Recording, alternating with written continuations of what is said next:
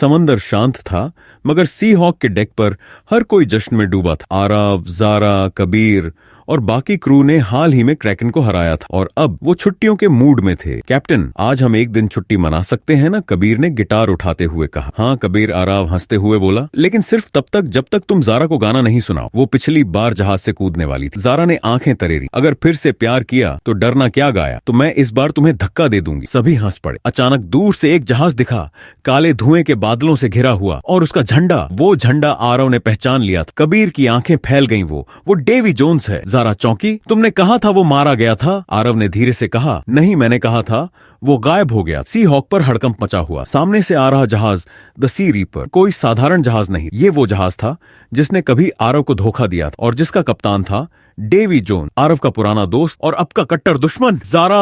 आरव ने चिल्लाया, कैनन्स तैयार करो। जारा ने जल्दी से तलवार निकाली। कितनी बार मारोगे इस भूत को कैप्टन? कबीर ने झांक कर देखा और हंसते हुए कहा, कैप्टन, डेवी ने तो अपने जहाज को नाइट क्लब बना दिया है। देखो, डिस्को लाइट्स लगाई हैं। अर्जुन ने कहा। और वो क्या, वो लोग डीजे बजा रहे हैं? डेवी जोन्स की हंसी गूंजी। आरव, तुम्हें देखकर अच्छा लगा। तेरी जान लेने से पहले थोड़ा नाच गाना कर लें? आरव ने दांत पीस। तू अब भी शो ऑफ करना नहीं जोन्स। डेवी हंस। और तू अब भी अपनी गर्लफ्रेंड्स को बचाते बचाते थक गया हो। वैसे इजाबेला कैसी है? जारा का चेहरा एकदम ठंडा पड़ गया। कबीर फुसफुसाया, कैप्टन आपकी जुबान फिसल गई। आरव ने बात बदलते हुए कहा, जोन्स ये समंदर तेरा नहीं है, जा जहां से आया। डेवी ने उंगली उठाई। अब ये मेरा समुद्र है और मैं सिर्फ वन पीस नहीं, तेरी गर्लफ्रेंड भी वापस लेने आया हूँ। आरव, कौन सी? पुरानी या ना ये वाली? Zara, captain. जोन्स ने हमला शुरू कर दिया। तोपों की बौछार, डीजे बीट्स और नाचती हुई स्केलेटन क्रू। ये लड़ाई कम, डांस बैटल ज्यादा लग रही थी। कबीर, कैप्टन, क्या हम तलवार से लड़ें या ब्रेक डांस करें? आरव, कबीर, जारा को झेलने से आसान तो डेवी से लड़ना है।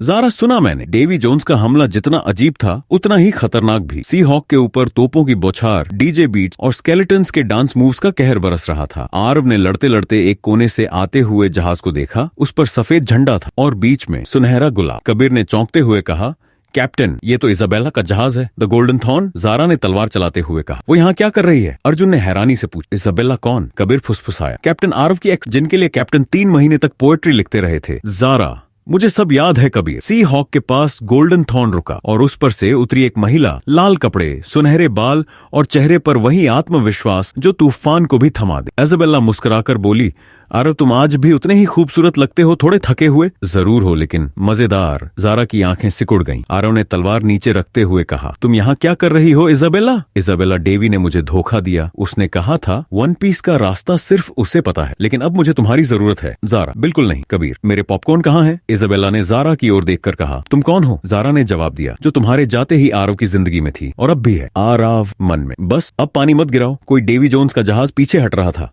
वह चीखा, आरव, इजाबेला को वापस भेज दे वरना मैं तुम्हारी हंसी भी छीन लूंगा। कबीर, कैप्टन, ये लोग इतने ड्रामेटिक हैं कि लग रहा है कोई पायरेट्स का डेली सोप चल रहा हो। आरव ने गहरी सांस ली। ठीक है, इजाबेला हमारे साथ चलेगी, लेकिन सिर्फ तब तक जब तक वह वन पीस की जानकारी देगी।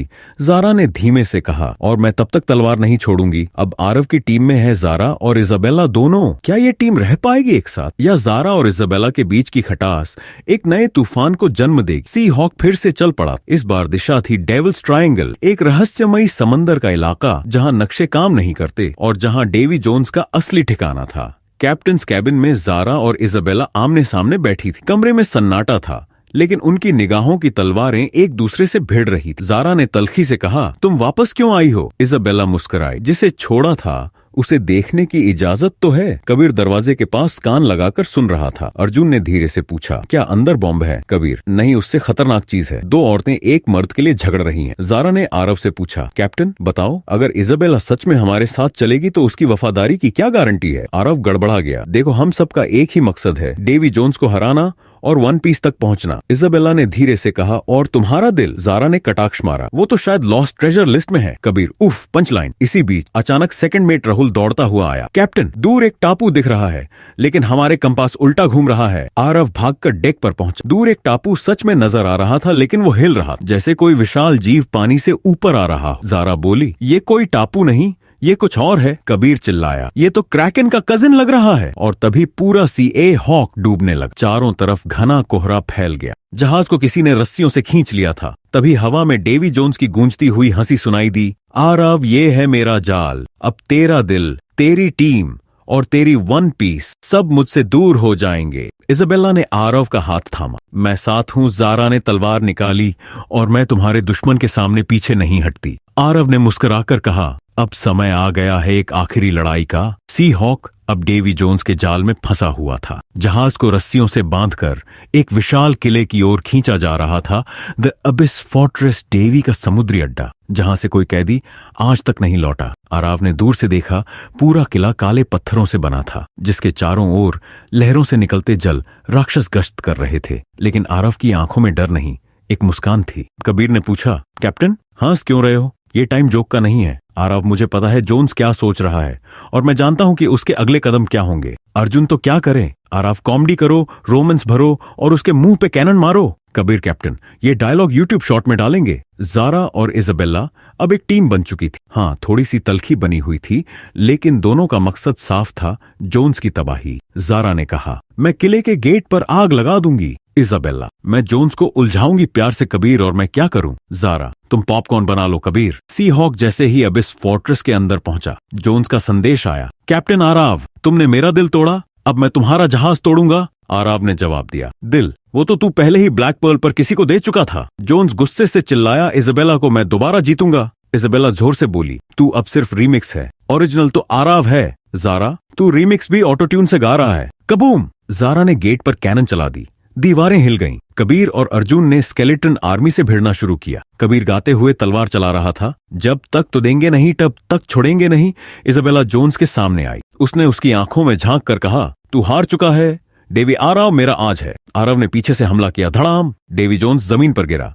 जोन्स ने दर्द से कहा, तूने मेरा जहाज छीना, मेरी प्रेमिका छीनी, अब क्या लेगा? आरव ने हंसकर कहा, तेरा टिकटॉक पासवर्ड। कबीर, ओ बर्न! ज़ारा ने फाइनल कैनन दागा और एबिस फोर्ट्रेस चकनाचूर हो गया। सी हॉक फिर से समंदर की रानी बन गई थी। ज़ारा और इजाबेला ने एक दूसरे को देखकर कहा, हम लड़ सकते हैं, लेकिन आरव को साथ लड़ते देखना ज्यादा सेटिस्फाइंग है। आरव मुस्कुराया, चलो अब वन पीस का असली रास्ता ढूंढते हैं, लेकिन एक शर्त पर। कबीर, अब क्या? आराव, अब ज़ारा और इजाबेला दोनों मेरे साथ ट्रेजर में बराबर की साझेदार होंगी। और कबीर, तू जोक्स लिखना बंद कर दे। कबीर, अबे यार।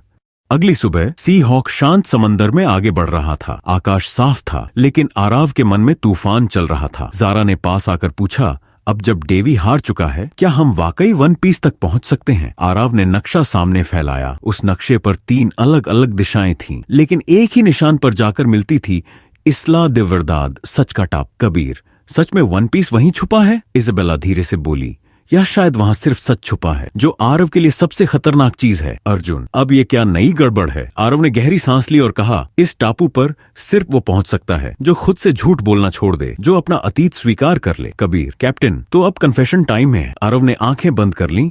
मैंने कई बार अपनों को खोया, इजाबेला को छोड़ा, ज़ारा से कभी कुछ कहा नहीं, और खुद को सबसे बड़ा पायरेट साबित करने की जिद में सब कुछ भूल गया। ज़ारा और इजाबेला चुपचाप उसे देख रही थीं। तभी सी हॉक के सामने एक नीला प्रकाश फैल गया। समंदर खुद 2 हिस्सों में बंट गया और एक सुनहरा टापू दिखने लगा, इस्ला दे वर्दाद। कबीर, वाह, ये तो वीएफएक्स से भी बेहतर है। जैसे ही सी हॉक टापू के पास पहुंचा, जहाज एकदम रुक गया। आराव ने नीचे छलांग लगाई और उसके पीछे ज़ारा, इजाबेला और पूरी क्रू भी। टापू के बीचों बीच एक गोल दरवाजा था और उस पर लिखा था, जो खुद को खोता है वही असली खजाना पाता है। आरव ने दरवाजा खोला और सबके सामने थी एक आत्मा की गुफा। वहां कोई सोना चांदी नहीं था, बल्कि हर पायरेट को उसका सबसे बड़ा पछतावा दिख रहा था। ज़ारा को दिखा उसका बचपन, अकेली नाव में बहती हुई। इजाबेला को दिखा वो दिन जब उसने आरव को धोखा दिया था, और आरव, उसने खुद को देखा ताज पहने हुए, मगर अकेला, बहुत अकेला। कबीर, ये तो इमोशनल ट्रेजर है। अर्जुन, मुझे लगा गोल्ड मिलेगा, ये तो गिल्ट दे रहे हैं। और तभी गुफा के बीच में एक किताब दिखाई दी,